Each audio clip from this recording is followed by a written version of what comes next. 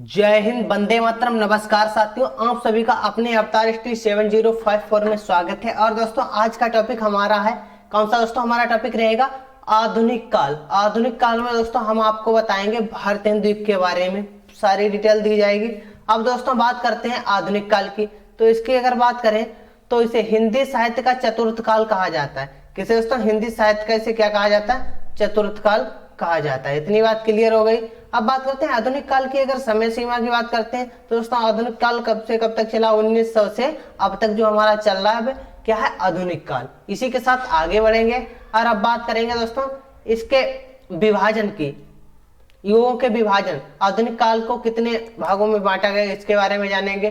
दोस्तों पहला हमारा क्या है? देखिए भारतेंदु युग। तो भारतेंदु युग हमारा कब से कब तक चला? 1850 से 1900 तक हमारा क्या चला? भारतेंदु युग। उसके बाद में द्विवेदी युग। द्विवेदी युग चला दोस्तों 1900 से 1918 तक। उसके बाद में हमारा छायावाद की समय सीमा कितनी हो जाती है? 1918 से 1936। उसके बाद में दोस्तों हमारा आता है प्रगतिवाद।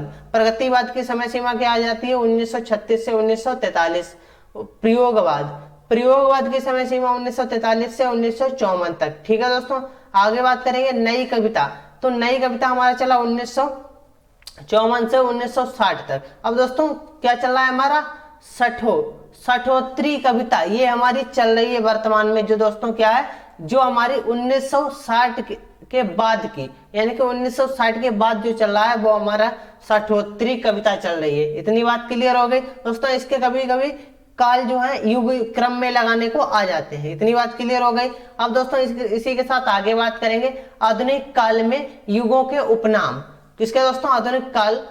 आधुनिक काल को और किन किन नामों से जाना जाता है? आधुनिक काल के में जो दोस्तों युग आते हैं जैसे भारतेंदु युग, द्विवेदी युग, छायावाद, प्रगतिवाद, इनके दोस्तों उपनामों के बारे में जानेंगे। ठीक है दोस्तों। क्या दोस्तों? युगों के उपनाम जान लेते हैं। भारतेंदु युग को दोस्तों और कौन सा नाम दिया गया? तो भारतेंदु युग को नवजागरण व पुनर्जागरण कहा गया है। पुनर्जागरण काल कहा गया, नवजागरण काल या पुनर्जागरण काल कहा गया है। द्विवेदी युग की बात करते हैं तो इसे दोस्तों जागरण या दोस्तों सुधार काल कहा गया। आगे बढ़ेंगे छायावाद। तो छायावाद युग को दोस्तों क्या कहा गया? प्रगतिवाद या दोस्तों स्वच्छता, क्या दोस्तों? स्वच्छ दातावाद कहा गया है। आगे बढ़ेंगे, आप बात करते हैं दोस्तों प्रगतिवाद। तो प्रगतिवाद की बात करते हैं। प्रगतिवाद को दोस्तों क्या कहा गया? समाजीवादी, क्या दोस्तों? समाजवादी या दोस्तों यथार्थ परक काव्यधारा, इसके नाम से भी इसे जाना गया। ठीक है दोस्तों। प्रयोगवाद और उसके बाद में नई कविता, सठोत्तरी कविता। आगे बढ़ेंगे और अब यहां से हमारा स्टार्ट हो जाएगा क्या? भारतेंदु युग। तो भारतेंदु युग के बारे में बहुत अच्छी तरह से आपको बताएंगे। आप लोगों को इससे कोई भी क्वेश्चन गलत नहीं होंगे। बस आप लोग हमारे साथ वीडियो तक लास्ट तक बने रहें। ठीक है दोस्तों। अब बात करते हैं भारतेंदु युग। तो भारतेंदु युग क्या? भारतेंदु हरिश्चंद्र जी का रचना काल की अगर बात करते हैं तो दोस्तों 1850 से 1885 तक रहा है। इतने 1850 से 1885 तक। अगर बात करते हैं दोस्तों 1850 से 1900 ईस्वी तक की अवधि को भारतेंदु युग कहते हैं। इतनी बात क्लियर हो गई। अब दोस्तों बात करते हैं भारतेंदु वास्तव में हिंदी गद्य के जनक कहे जा सकते हैं। दोस्तों जो भारतेंदु जी हैं वह हमारे हिंदी गद्य के जनक कहे जाते हैं। कौन? भारतेंदु जी। इतनी बात क्लियर हो गई। अब इसी के साथ आगे बढ़ेंगे। गद्य की खड़ी बोली का ही, क्या दोस्तों? गद्य की खड़ी बोली का ही संस्कार नहीं किया। ठीक है दोस्तों। संस्कार नहीं किया, अपितु ब्रज भाषा की सुसंस्कृत किया। ठीक है दोस्तों। इतनी बात क्लियर हो गई। आगे बढ़ेंगे भारतेंदु युग के साहित्यकार। भारतेंदु युग के दोस्तों जो मुख्य साहित्यकार हैं उनके बारे में जानेंगे। दोस्तों कौन कौन हो जाते हैं? देखिए भारतेंदु हरिश्चंद्र और दोस्तों पंडित बद्री नारायण प्रेमगंज चौधरी हो जाते हैं। ठीक है। उसके बाद में प्रताप नारायण मिश्र जी, ठाकुर जगमोहन सिंह, राधा कृष्ण दास, अंबिका दत्त व्यास। ठीक है दोस्तों। और आगे बढ़ेंगे राधाचरण गोस्वामी। ये इतने दोस्तों इसके प्रमुख साहित्यकार हो जाते हैं। इतनी बात क्लियर हो गई। इनको अच्छी तरह से आप लोगों को ध्यान रखना है। यहाँ से हमारा क्वेश्चन बनता है दोस्तों, यहाँ से हमारा क्वेश्चन बन जाएगा अंबिका दत्त, क्या दोस्तों? अंबिका दत्त व्यास किस युग के कवि थे? तो दोस्तों किसके? भारतेंदु युग के कवि थे। इस प्रकार से क्वेश्चन हमारे बनते हैं। इसी के साथ आगे बढ़ेंगे। अब बात करते हैं भारतेंदु युग। तो भारतेंदु युग की अगर हम बात करें तो दोस्तों भारतेंदु बाबू हरिश्चंद्र, भारतेंदु बाबू हरिश्चंद्र की बात करते हैं तो 1850 से 1885, ठीक है दोस्तों, इनका क्या समय सीमा थी। बात करते हैं भारतेंदु जी का जन्म, भारतेंदु जी का जन्म की बात करते हैं तो 1850 में इनका जन्म हुआ था।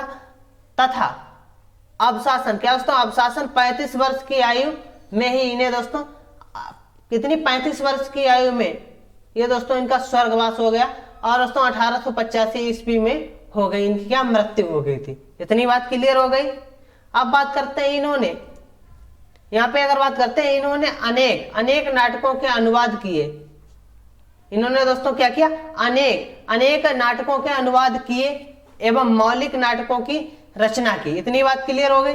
बहुत ही इन्होंने दोस्तों नाटकों के अनुवाद किए और मौलिक नाटकों की रचना की। ठीक है दोस्तों, अब इनके जान लेते हैं नाटक, भारतेंदु के प्रमुख नाटक। दोस्तों पहले इनके जानेंगे मौलिक नाटक। क्या दोस्तों, मौलिक नाटक। तो मौलिक नाटकों की बात करते हैं दोस्तों, क्या है, वेद की हिंसा ना भवत, ये भी दोस्तों इनका नाटक हो जाता है। चंद्रावली नाटिका, ये भी दोस्तों इन्हीं का नाटक, भारतेंदु हरिश्चंद्र का।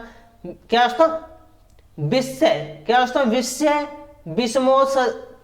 विषमोसधम, ये भी दोस्तों इन्हीं का नाटक हो जाता है। भारत दुर्दशा, ये भी दोस्तों भारतेंदु जी का नाटक हो जाता है। नील देवी की बात करते हैं तो नील देवी ये भारतेंदु जी का नाटक है। अंधेर नगरी, ठीक है दोस्तों। प्रेम जोगिनी, सती प्रताप की अगर बात करते हैं, ये इनका दोस्तों क्या था, अधूरा नाटक। कैसा था ये इनका दोस्तों, अधूरा नाटक हो गया, रह गया था, क्योंकि इनकी मृत्यु हो गई थी इसी के पश्चात, इसी के समय इनकी क्या मृत्यु हो गई थी। तो दोस्तों सती प्रताप जो है ये इनका अधूरा नाटक रह गया था। क्वेश्चन हमारा बनेगा भारतेंदु हरिश्चंद्र जी का ऐसा कौन सा नाटक है जो अधूरा है। तो दोस्तों कौन सा, सती प्रताप। बहुत ही महत्वपूर्ण क्वेश्चन है ये दोस्तों, क्वेश्चन जरूर बनता है। इसी के साथ आगे बढ़ेंगे। अब बात करते हैं दोस्तों, मौलिक नाटक थे। अब दोस्तों क्या है, अनुदित नाटक दोस्तों इनके कौन कौन से हो जाते हैं, विद्या सुंदर, पाखंड विडंबन, धनंजय विजय, कर्पूर मंजरी, मुद्रा राक्षस और दोस्तों सत्य हरिश्चंद्र, ये दोस्तों इनके क्या हो जाते हैं।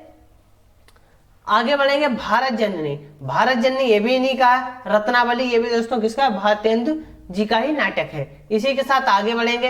अब बात करेंगे भारतेंदु युग। तो भारतेंदु युग इसमें दोस्तों बहुत ही महत्वपूर्ण है। क्या दोस्तों, इनके नाटकों, बहुत ही अच्छी तरह से याद रखना है, इनके नाटकों में विषय विविधि था। चंद्रावली नाटिका में प्रेम के आदर्श का निरूपण किया गया। किसके दोस्तों, प्रेम के आदर्श का निरूपण किया गया किसमें, चंद्रावली नाटिका में।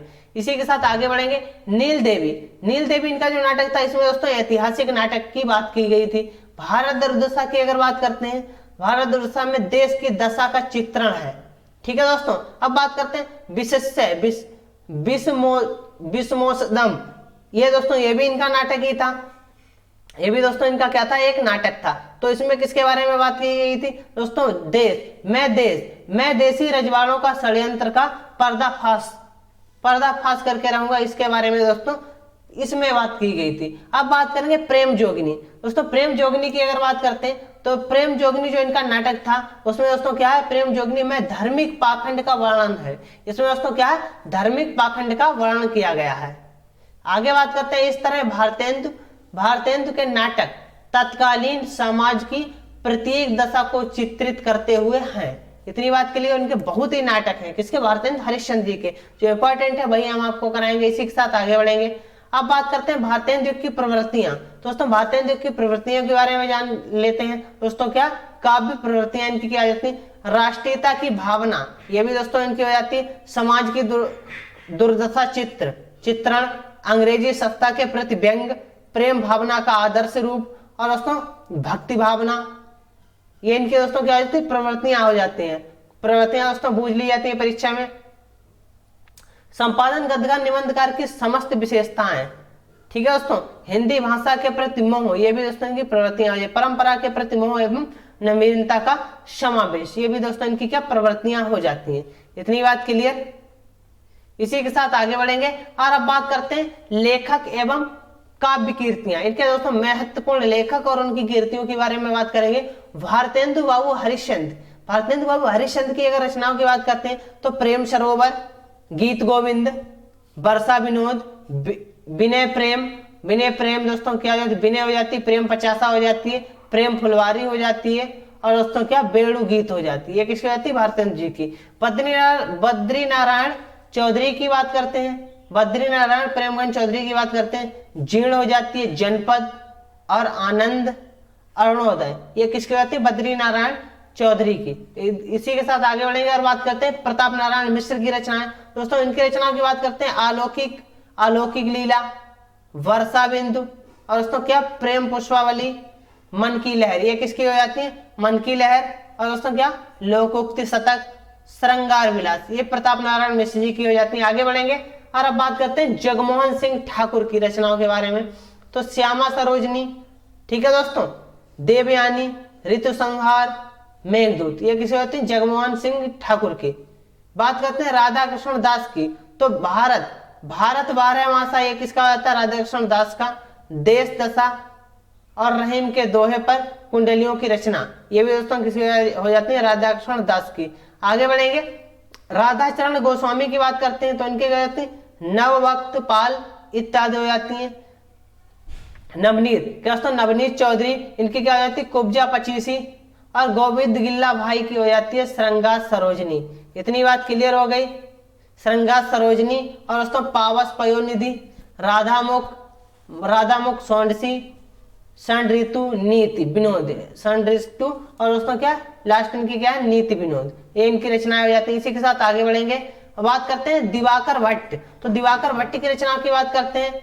नक्सिक, नक्सिक दोस्तों 1884, अनोड़ा, अनोड़ा रतन, क्या दोस्तों नौड़ा, निवोड़ा रतन, तो दोस्तों 1888, और नक्सिक ये 1884। इसी के साथ आगे बढ़ेंगे और अब बात करते हैं दोस्तों किसकी, रामकृष्ण वर्मा जी की। रामकृष्ण वर्मा बलवीर की रचनाओं के बारे में बात करते हैं। तो बलवीर पचासा हो जाती है। राजेश्वरी, राजेश्वरी प्रसाद सिंह प्यारे के बारे में बात करते हैं, प्यारे प्रमोद हो जाते हैं। आगे बात करते हैं राय कृष्ण देव। तो राय कृष्ण देव की दोस्तों रचनाओं की बात करते हैं, तो उनकी क्या हो जाएगी, प्रेम संदेशा। ठीक है दोस्तों, आज की क्लास कैसी लगी सभी लोग कमेंट करके बताएंगे। जिस दोस्त ने अभी तक चैनल को सब्सक्राइब नहीं किया वह चैनल को सब्सक्राइब करना ना भूले। इसी के साथ दोस्तों मिलते हैं कल की क्लास में नए टॉपिक के साथ। आज के लिए सभी दोस्तों को मेरी तरफ से जय हिंद, जय भारत।